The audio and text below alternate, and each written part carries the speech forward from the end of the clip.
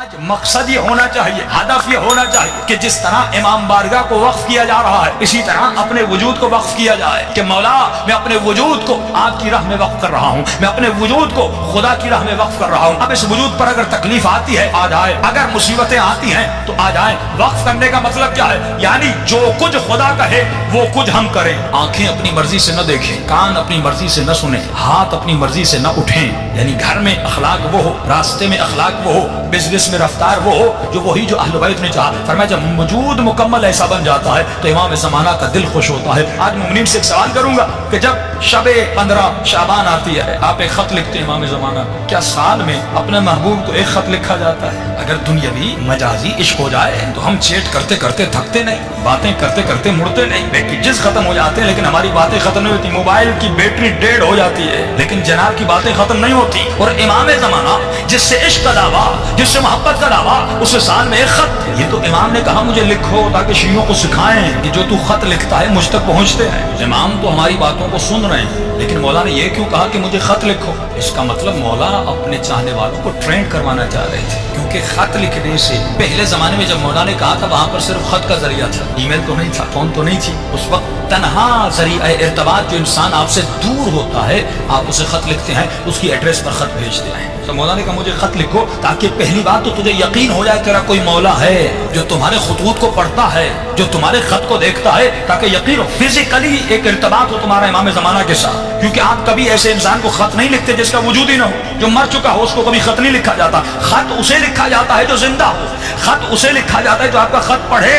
تو سال میں ایک مرتبہ مولا نے اپنے شیعوں کو ایک ٹریننگ دی کہ مجھے خط لکھو تاکہ ایک تمہارا فزیکل کنیکشن بنے اپنے مولا کے ساتھ۔ لیکن علماء فرماتے ہیں یہ خط کا سلسلہ، یہ ارتباط کا سلسلہ روزانہ اپنے مولا سے ہونا چاہیے۔ جس طرح تو اپنی ماں سے محبت کرتا ہے، اپنے باپ سے محبت کرتا ہے، اپنی بیوی سے محبت کرتا ہے یا مجازی عشق میں مبتلا ہوتا ہے، تو کتنا کنیکشن میں رہتا ہے، کتنا ارتباط میں رہتا ہے، اسی طرح ہر شیعہ کو اپنے مولا کے ساتھ ارتباط میں رہنا چاہیے، کنیکشن میں رہنا چاہیے۔ اب مولا کے لیے کیا کرے؟ فرمایا صرف خط لکھنا ضروری نہیں، روزانہ رات کو بیٹھو، نماز تہجد کے عادی بنو، آدھا گھنٹہ اپنے مولا کے لیے نکالو، 15 منٹ نماز تہجد پڑھیے۔ دیکھیے صبح کی نماز کے لیے تو ویسے اٹھتے ہیں آدھا گھنٹہ پہلے اٹھ جائیے، لیکن یہ شیطان کتنا ملعون ہے، ہمیں آدھا گھنٹہ عبادت کرنے نہیں دیتا۔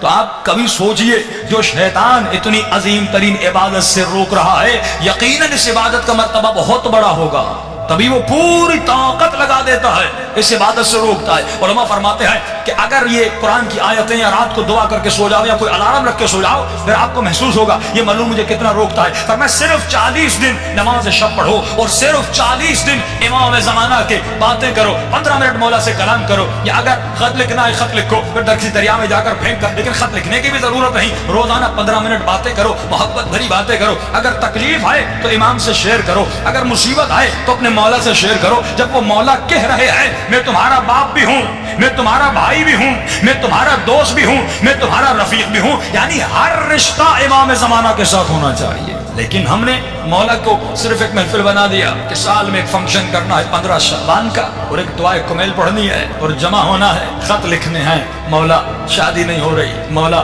پیسہ نہیں، مولا جاب نہیں ہو رہی۔ اور یہ مومنین جب کربلا بھی جاتے ہیں یہی دعائیں کرتے ہیں۔ تو کبھی سوچئے امام بھی کہتے ہوں گے تو جب بھی آتا ہے کچھ مانگنے آتا ہے، جب بھی گئے مانگنے گئے، کا فرمایا کبھی کچھ دینے بھی تو دیا کیا ہم نے امام کو؟ آج ہم نے اپنے آقا کو کیا دیا؟ مولا فرماتے کچھ دینے بھی کبھی بیٹا مانگتا ہے، کبھی اولاد مانگتا ہے، کبھی کیا مانگتا ہے، کبھی کیا مانگتا ہے، کبھی اپنے آقا کو کچھ دینے مولا کیا آپ کو پیسے چاہیے؟ فرمایا مجھے پیسوں کی ضرورت نہیں۔ مولا کیا آپ کو مال چاہیے؟ کیا آپ کو دولت چاہیے؟ کیا آپ کو گھر چاہیے؟ فرمایا نہیں، مجھے تو چاہیے، مجھے تو چاہیے، آپ کا وجود چاہیے امام کو، یہ وجود چاہیے امام کو، یہ ہاتھ چاہیے، یہ آنکھیں چاہیے، یہ ذہن چاہیے، یہ زبان چاہیے، یہ کان چاہیے۔ فرمایا مجھے تمہارا وجود چاہیے، بس جو میں کہوں تو کرے، جس سے میں روکوں تو رک جائے۔ مجھے سلمان زماں چاہیے، مجھے میثم زماں چاہیے، مجھے حبیب زماں چاہیے۔ تو ایسا بن جا جیسے حسین کا صحابی حبیب ابن مظاہر تھا۔ بھائی امام زمانہ کو بھی حبیب کی ضرورت ہے کہ نہیں؟ امام کو بھی علی کی طرح سلمان کی ضرورت ہے کہ نہیں؟ مولا کو بھی علی کی طرح میں سمیت تمام کی ضرورت ہے کہ نہیں؟ کم از کم علی کا غلام قمبر بن کے دکھائے۔ کیا مولا کو کسی قمبر کی ضرورت نہیں؟ کا ضرورت ہے۔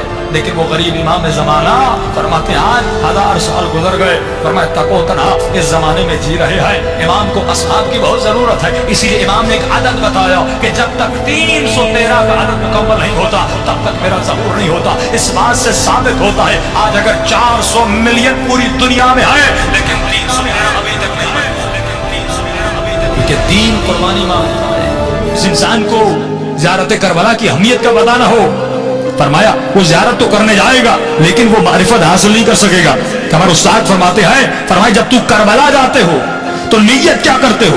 اکثر لوگ دعاؤں میں کہتے ہیں خدا مجھے امام حسین کی زری دکھلا دے، مجھے بین الحرمین دکھلا دے، مجھے مولا کا رواق روزہ دیواریں دکھلا دے۔ فرمایا یہ بھی دعا اچھی ہے، جب جاؤ گے یہ دعا قبول بھی ہوگی، ایک مرتبہ مولا کی زری کو بوسہ دو گے، ایک مرتبہ در و دیوار کو بوسہ دو گے، ایک مرتبہ بین الحرمین میں چلو گے، امام کا ذکر کرو گے، یہ بھی ثواب ملے گا۔ لیکن فرمایا مقام معرفت تب ہے جب تمہاری دعا یہ ہو کہ اے خدا حسین کی زری کی بھی زیارت کرا اور خود امام حسین کی بھی زیارت کرا۔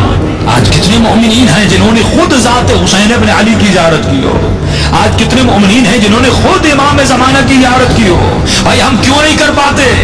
فرمایا کیونکہ نجاستوں سے بھرے ہوئے ہیں، جب تک روح بلند نہیں ہوتا، جب تک اس کی پرواز بلند نہیں ہوتی، فرمایا تب تک زیارتیں نہیں ہوتی۔ ہم کتنے خواب دیکھتے ہیں، کبھی پیسے والے بن گئے، کبھی کہاں پہ سیر کرنے گئے، کبھی کسی سے ملنے گئے، جب خوابوں میں یہ روح ہر جگہ جا رہی ہے تو حسین ابن علی کی زری کی طرف کیوں نہیں جا رہی؟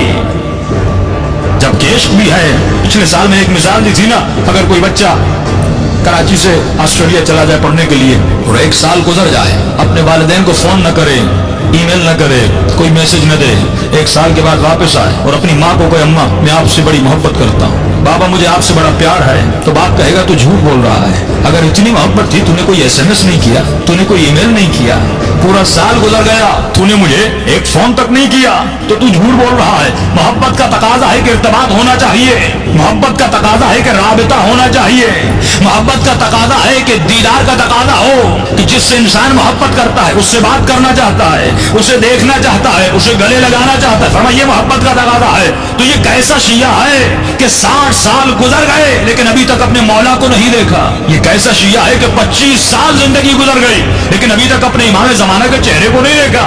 ہم دنیاوی محبت جس سے کرتے ہیں، کتنے SMS کرتے ہیں، لیکن وہی مولا، وہی آقا جو پردے غیب میں ہے، ہم نے کتنا رابطہ اپنے مولا کے ساتھ محکم کیا، کتنا رابطہ اپنے امام سے بنایا۔ دیکھیے مقصد ظہور امام کیا ہے؟ ایک ہی مقصد ہے کہ مولا کی حکومت قائم ہو جائے، یہی مقصد ہے نا کہ دنیا میں حکومت مہدوی قائم ہو جائے اور ہم مولا کو اس حکومت کے قائم کرنے میں مدد کریں، کہ دعا کرتے خدا ہم امام کے آوان اور انصار میں شریک فرما، انصار یعنی مدد کرنے والا۔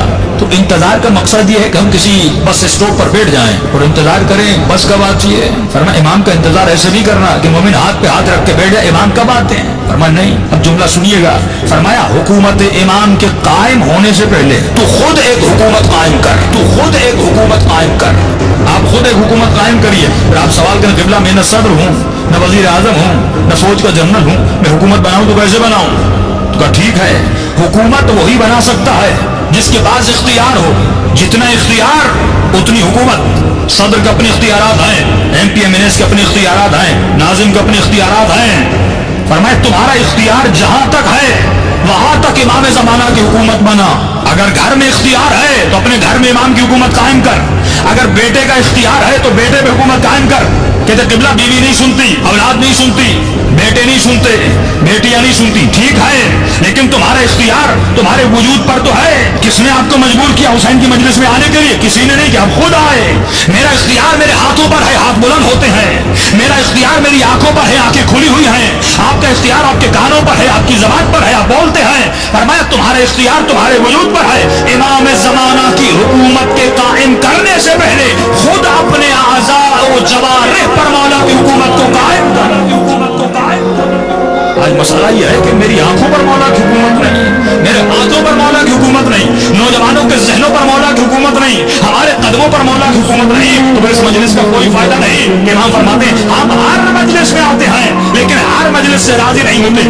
مولا کس مجلس سے راضی ہوتے ہیں؟ فرمایا جس مجلس میں مومن آئے اور جب رات کو گھر جائے تو اپنے وجود کے اندر کسی تبدیلی کا احساس ہوتا ہے، کسی تبدیلی کا احساس ہوتا ہے، کسی تبدیلی کا احساس ہوتا ہے۔ اپنے وجود کے اندر کسی تبدیلی کا احساس ہوتا ہے.